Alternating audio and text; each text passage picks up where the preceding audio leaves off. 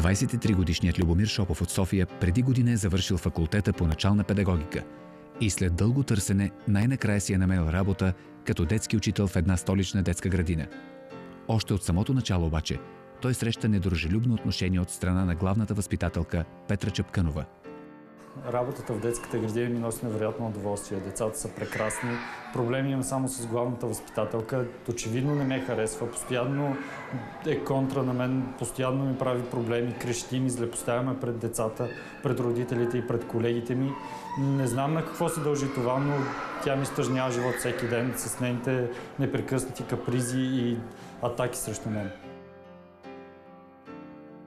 Напрежението между двамата все повече нараства, докато един ден не се стига до кулминацията, когато Любомир организира за децата час по домакинство в кухнята. Младият учител не изпуска от очи децата, но въпреки това те правят бели и разливат вода. Възпитателката Петра прави голяма сцена. Имаш съвсем малко вода, Чапкънова го изкара се едно, че съм наводнил цялата детска градина. Нормално е, децата са щупили се една чиния.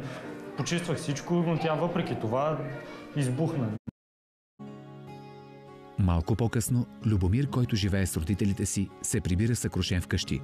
По-рано през деня той е обвинен в физическа саморазправа срещу своята колежка, детската учителка Петра Чапкънова. Здрасти. Защо толкова рано се връщаш? Рано, като ме уволниха рано. Какво? Уволниха те? И да. Какво стана? Чапкънова, аз ти казвам, че е побъркана. Не спира с този тормоз. Какво искаше сега? Какво иска? Почна да разправя как съм я бил, как сме се карали, как съм я бил ударил, едва ли не съм я прибил пред директорката и директорката ме уволни веднага. Какво става, бе, Любе? Какво става? Уволнихме. Наистина ли? Да. Вие се скарахте? Не сме се карали, да, как ще се скарам? И ти си посегнал ли? Не съм и посегнал, измисля си всичко и директорката я слуша и... Той сам избра да следва детска педагогика, макар че за нас беше малко странна специалност, като за мъж. Обаче общуването с децата му се отдава и маничетата го харесват. Това е призванието му. Когато завърши дълго време, не можа да си намери работа. И като започна в тази детска градина, много се зарадвахме. Тук наблизо в квартала. Че е възможно. Чудя се дали да не отида при баща му да го разговарям с него. Нещо се случва с него, да не би да има нужда от помощ. Какво да направим? Аз много харесвам Любо. С него винаги сме се играли заедно. Мама ми каза, че повече няма да ми е учител. Много гадно. Секунди по-късно се появява и Петра Чапкънова. Какво правиш тука? Петра, Ти продължаваш ли да ме следиш? Аз те следя. Ти си абсолютен психопат, Не искам да те следя, искам да поговорим за това, което стана. Как не те е срам? Отстраниха те от работа и пак висиш пред Отстраниха ме, защото излъга за това, че съм те... Но как ще лъжа, бе? Аз се засрами, бе. На колко години си? И мен ме обвиняваш. Аз съм толкова по-голяма майка мога да ти бъда. Добре, как може да си измисляш такива неща за мен? Заради теб ме уволниха. Абе, стига, моля ти се, бе. Не дай да ми говориш тъпоти. Добре, защо говориш лъжи пред директорката? Защо ме наклевети така? Бе, я, моля ти се, бе. Дай си работа. Тя е напълно луда. Аз съм я следил. Това е пълна лудница в тази детска градина.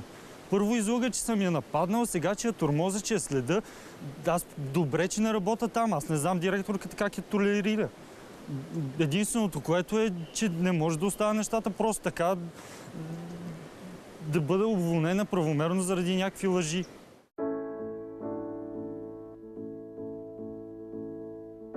След последните два изключително тежки за него дни, Любомир може да намери утеха единствено при своята приятелка, 20-годишната продавачка Аделина. Но и при нея не среща нужната подкрепа. Любо, какво правиш тук? Аз имам ревизия и ми е супер напрегнато в момента. Тъпо ми е нещо. Сега без работа, без нищо знаеш тия дни. Как съм скучно ми? Човек, обаче, мен ми е супер изморено, шефката ми е вътре. Не е подходящи момент сега. Добре, не за 5 минути да изпием по кафе нещо. Нямам никакво време. Правим ревизия, броим неща. Направо ми е пълнала главата. Не е сега удобният момент. Добре, аз какво да правя? Трябва му... Ето, виж, дават ми зор, смисъл. Айде за утре да го отложим. Чак за утре. Просто ще съм много изморена след това нещо. Добре. Влез ми ти в положението. Добре.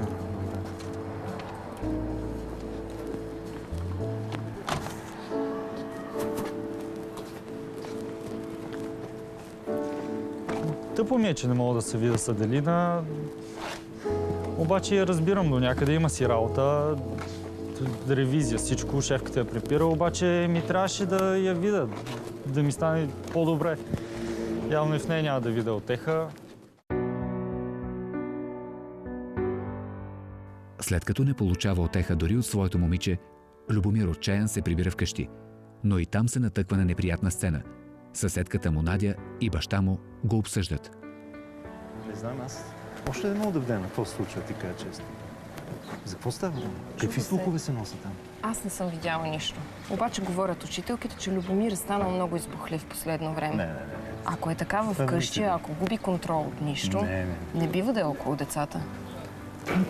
Той е толкова спокоен. Абсолютно. Бе, гласа не мога да му чуя вкъщи. Как може пък пред деца това да го прави? Ами така говорят учителките. Според мен Браво, бе! Значи аз съм тема номер 1 тия дни. Ами, Супер! Любо, учителките говорят за тебе разни работи. Ама те май не са само учителките, май и ти продължаваш да говориш с тях. Добре, ти пита ли дъщеря сега с... Ще пробвам. Мерси. Радвам се, че се видях с Боян. Даде ми най-точен съвет. Той винаги знае как да помогне, реагира адекватно във всяка една ситуация. От всичките ми близки той най-много ми помогна. Радвам се, че направихме тази среща и ми помогна. Понякога, когато Любо има проблеми, той бързо се обезкуражава и търси моята подкрепа. Аз винаги съм готов да му помогна. И тази история с тази учителка е много заплетена и аз съм за да разбера за какво става на въпроса. На следващия ден Любомир посещава регионалния инспекторат по образованието и разказва всичко на старши експерт Мануела Стоянова, която е специалист по предучилищно възпитание. Добър ден. Добър ден, заповядайте. Любомир Шопов. Вие ще получите. Ако се окаже детската градина, знам вече всичко, Боян чу всичко, отивам при директорката, разказва ми. Това вече трябва да се случи. В началото изобщо не разбрах мама защо реагира така, но после ми каза, че този Любомир, един от тях, е бил този, който е набил. Тя очевидно се страхува от него и какво няма. То се речи, че се държи като агресиран и аз не знам какъв, ни преследва. След видяното, Любомир и Боян влизат в детската градина, за да се убедят, че това, което са научили на улицата, е истина. Младият преподавател се насочва към кабинета, в който доскоро е провеждал занятия с децата и се натъква на поредното доказателство към чутото. Петра вече разяснява на дъщеря си задълженията и задачите, които доскоро са били отговорности на Любомир. Ма тя работата била вече опечена, тя вече на моето място почва. Какъв ти е проблемът, Любомира? Ти какво правиш тук? Дойдох да видя вашата интрига какво е. Да развием малко. Нека всички да разберат. Какво да разберат? Изгони ма и сега уреждаш своята дъщеря. Аз нищо не съм. Ма вие сте много сладки, бе. Не, Любчо, няма да си играе моите дечица, милички. С вас, защото той вече не е тук на работа. Сега с вас ще си играе. Ето Нина. Тя е много добра, това е моята дъщеря и тя вече ще бъде вашата учителка. Сама виждаш, че не я харесват нея. Виждаш с кой иска да си играят. Как ще я харесат, като децата още не я познават? След това вече съм подал сигнал в инспектората. На Андрея майка ми каза адреса. Тя не спря да клюкари. Добре, какво? Дойдох да ти се извиня за това, че съм ти взела място. Да, бе, добре. Приятел, чакай, идва момичето, ти си извини. Как ще ми се извини? Също е как майка си, какво и не съм вярваш? искала да ти взема мястото. Да, ама не искаш, ама почна да работиш там. Също си като майка си, какво ти вярвам, какво да се разправям с теб просто. Човече, идва да се извини, това е достойно нещо. Айде влиз да гледаме матча. Как ще я каниш да влезе? Как няма да влезне? Моля ти се, никъде няма влиза. Любо справо е сърдит на майката на Нина, но Нина няма нищо общо. Не говори така. Като умотава, само ма чуй. След време ще плачеш. Това времето ще покаже. Добре, повече... Аз не мога да повярвам Боян какви ги върши. Знае каква и въпреки това се занимава с нея. Ние до сега за жени не сме се карали. 3 дни по-късно Любо отива в дома на Боян, където по това време е и Нина. За да докаже, че Нина не е такава, за каквато всички я мислят, Боян е организирал общо излизане навън. Аделина ще се присъедини по-късно. Какво става? Разкачи. Здрасти. Какво става? Всичко толкова, брат, при тебе? Какво ще правим? Ще ходим гледаме някой филм, че сме го измислили. Кое? И... не знам. Мило, намери ли някакъв филм? Не, нищо не ми игра в окото. Аз, ако искаш, знаеш какво? Ще отидем един душ и ти потърси нещо и после направиш. Айде, по-бързичко само. Майка й, знае ли, че сте заедно? Ми още не съм ми казала, ама да видим как ще потръгна нещата и ще трябва да ще разбира, няма какво. Хубаво. Аз... е добре. Знаеш какво ми е мнението, ама хубаво. Печена, бе. Печена, не е лошо момичето. Баскет? Ще играем ли тия дни? Може да разцъкаме, да. Какво е? Ости го този фумер. Чакай, че ми е интересно. Добре, какъв този Жоро? Какъв Жоро, бе? Какъв Жоро, бе? Липсваш ми. Липсва, бе. Сега ще изалипсва. И толкова е, знаеш ли? Не, бе, не го знам, бе. За първи път го виждам. Хубавец. Какво става? Нема вода ли? Не би ти, нали, просто каза побързо. Я виж тук какво става. Какъв е този Жоро? Това братовчет ми бе. Много му липсваш нещо. Не живее, в смисъл не живее в града и... Не живее в града? Не се виждаме често, да. Айде на нашето. Наши. Нали, това, добре, той е в миналото. Чао. Въобще не ми обясняй, разбираш. Става и от тук и се маха и да не съм те видял. Това е в миналото, изобщо не е от значение. Просто бяхме заедно, обаче... Абе, какво минало на мен занимай? Градина. Още повече, че родителите са подали жалба в инспектората. Надявам се вече там да се размърдат и да видят какво се случва. Съм искал да ти взема работата, просто тя настояваше да правя нещо. Добре, това трябва да го кажеш сега и пред инспектората, пред директорката. Какво искаш да кажеш? Трябва да си върна работата по някакъв начин. Загуба работата заради това, че тя...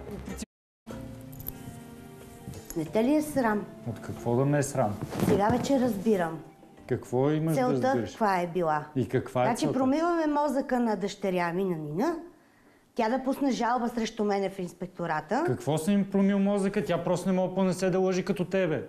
Мама, той е прав. Не може така да клеветиш хората само за да си намеря аз работа. Ма ти си по-добра от него. Ти не го ли разбираш? Да, обаче той се разбира много по-добре с децата, отколкото аз, пък и искам да работя с по-големи и да си продължа Ма дипломата ти е много, много по-висока. Имаш по-голям потенциал. Все пак си и жена. И затова решихте да го прецакате, Любо. Това не е честно въобще. Виж какво, моето момче. Ти пък като какъв се обаждаш? Всъщност ти кой си? Аз съм гаджето на дъщеря ти. Мога да ти стане изет скоро. Моля? И се познаваш с него? Той ми е най-добре приятел, това е гаджето ми. Не мога да повярвам това, което се случва. Всичко направих за доброто на дъщеря ми. А тя се обърна направо срещу мен. Да плюх си на достоинството. А пък толкова исках тя да е добре. Ама много ми се искаше, повярвайте ми, да нямаме пари. Баща й, откакто ни остави, затънахме в дългове. И на това се надявах да почне работа, затова го направих. Много ме боли. Тя трябваше да ме разбере, а не да си отива. Отвратително беше от моя страна, но все пак тя ми е дъщеря. Нали, затова го направих, за семейството, разберете ме. Края на краищата, нали сме едно цяло. Аз искам да работя в по-големи Ти трябва да ми помагаш и за парите вкъщи. Аз не мога да се оправя. Няма как да ти помага с всичките твои лъжи. Излизайте от тук, бе. Гониш тях, значи гониш мен. Тя е Аз не съм казал нищо, върни се, чуваш ли ме? Ще имаме проблеми. Чао. Тя е по-добър човек от Върни се тебе. веднага. Чуваш ли ме, Нина?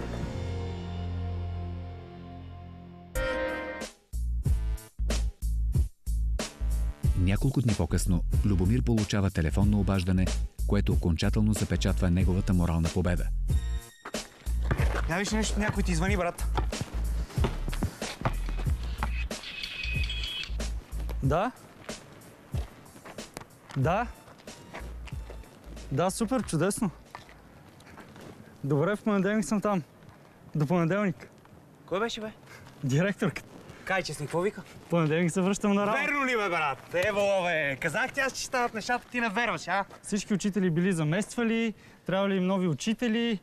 Връщаме на работа отново. Айде, казах ти аз, ти не вярваше на батко ти. Добре, бе, кажи си, Нина, какво става? Нещата си върват как си трябва. Всичко е точно така. Заедно сме си, няма проблем, но каза се страшна мацка. Добре, взимам багаж, отиваме да черпа бира. Айде, това чакам, студена бира. Топката нещо да не сме забрали, виж. Бях щастлив още с разобличаването на Чапкънова, но това, че ме върнаха на работа, вече е страхотна новина и с нетърпение чакам да отида в понеделник отново там. Нина вече окончателно скъса с този Жоро, всичко вече е наред и се чувствам много добре с нея.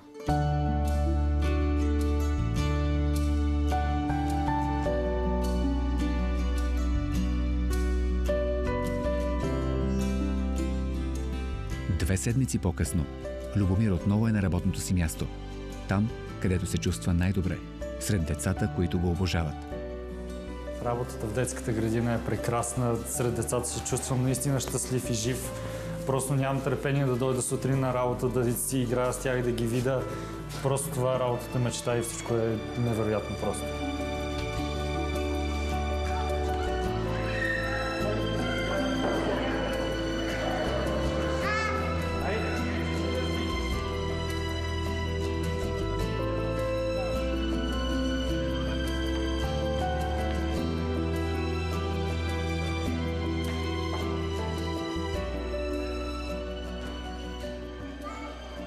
Съжалявам, че уволни господин Любомир Шопов.